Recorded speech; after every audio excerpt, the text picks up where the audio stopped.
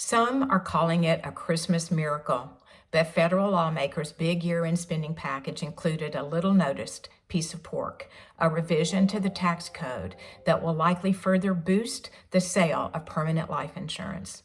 The change lowers the minimum interest rate used to determine whether combination savings and death benefit policies or permanent life insurance are too much like investments to qualify for the tax advantages granted to insurance.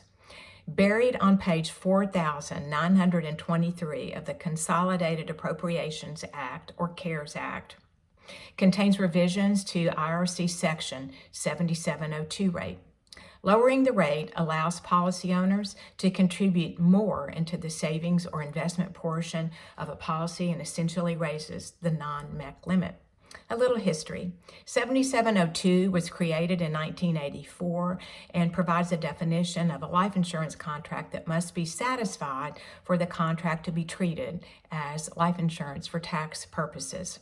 Congress was seeking to identify investment products disguised as life insurance to attain favorable tax treatment. Hence, a life insurance contract must satisfy one of two actuarial tests that impose limits on the amount of premiums paid into the contract and the amount of cash value that can accumulate relative to that death benefit protection, or CVAT or GPT.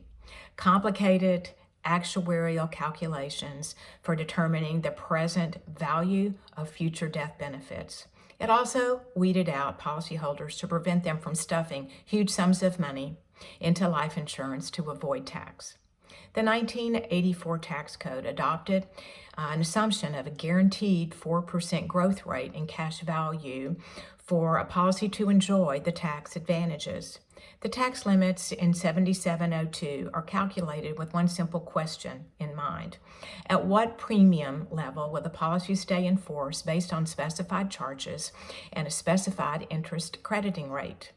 The interest rate assumptions are hard-coded, so when the 10-year Treasury dropped below 1%, the rule became especially onerous for the whole life policies as they must endow on a guaranteed basis. The new provision incorporates a dynamic interest rate model, 2% in 2021 and floating thereafter. 7702 also applies to universal life insurance, meaning an increase in the maximum non-MEC premiums between 100% and 60%.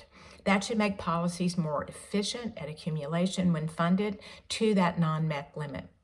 Carriers have a lot to do. When all is said and done, perhaps AG 49 won't seem like such a big deal. The change will look different at every insurer as they switch to the new tax limits. It may be months as companies review and analyze their product portfolio, make product changes, and possibly even system changes. But stay tuned, there is much to come. As we know, change does make opportunity in our business. This change is a big win for consumers and carriers.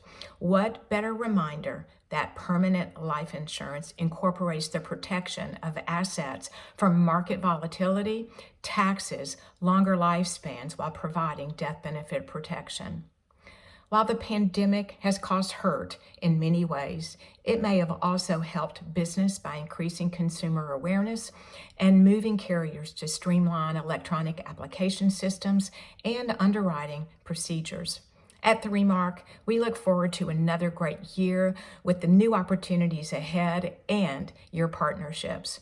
I'm Rosanne Kaufmann for 3Mark Financial.